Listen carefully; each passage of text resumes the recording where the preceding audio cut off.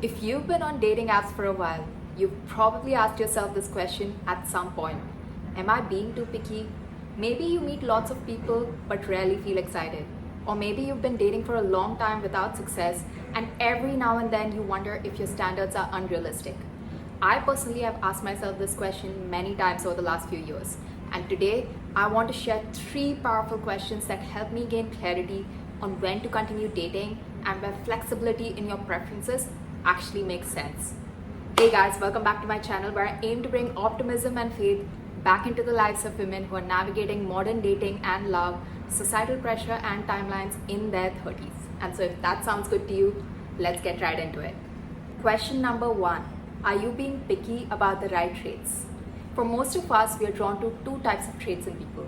There's intrinsic qualities and then there's extrinsic qualities.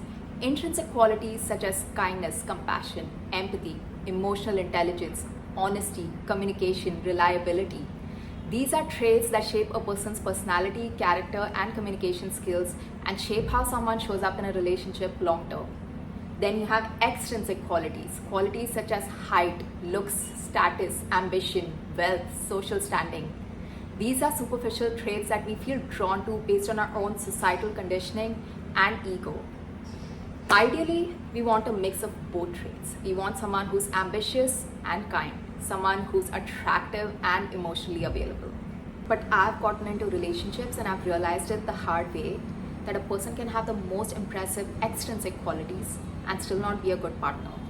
Someone can be attractive, successful, charismatic, and also be dishonest, emotionally unavailable, or manipulative. And over time, those intrinsic qualities matter much more for peace and happiness long term. So one question I really like to ask myself is this: would I continue valuing this person if their looks, status, or achievements disappeared? Look, attraction matters, but filtering out people too quickly based on surface level traits means you miss out on genuine compatibility. So maybe flexibility in preferences looks like this: 5 foot tall instead of 6 feet tall. Different personality and hobbies than your usual type. Successful enough instead of wildly successful. And make sure to have a list of intrinsic qualities that you absolutely need to thrive in a partnership. Question number 2. Have you ever actually been in a relationship with your type? We all have a type, but one of the hardest things that we can do in dating is ask ourselves this question: who desires me and consistently sees a future with me? Because there can be a huge gap between the people we desire and the people who choose us and genuinely want commitment with us. And if you find yourself endlessly swiping, dating, and repeating cycles, then this question can be uncomfortable but really important. If settling down is a priority for you, then you will have to reevaluate which preferences are truly essential and which ones are coming from ego, fantasy, or societal conditioning. Question number 3. Have you truly given someone outside your type a chance? This one really changed my perspective. A few years ago, I intentionally started dating outside my type. I used to attract men who were charismatic, ambitious, successful. But I realized that some of those relationships lacked the intrinsic qualities that I was looking for in a partnership, such as honesty, emotional maturity, respectful communication, kindness, compassion.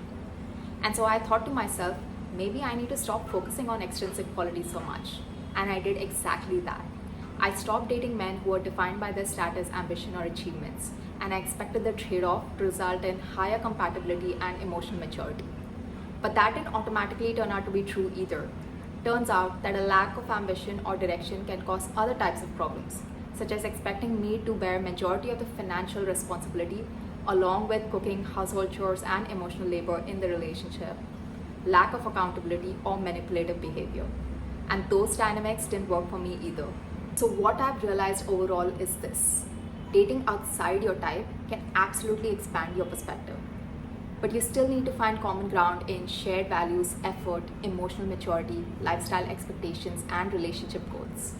At the end of the day, selection in dating is not about lowering your standards. It's about being open to meeting and dating people who do not always fit into a narrow, rigid type, so you can find someone with enough common ground that you can build a future with. That's it for today, guys. I hope this video helped you reflect on your own expectations and standards a little bit better. Let me know in the comments below, and remember to keep choosing alignment and faith over timelines. I'll see you in the next one.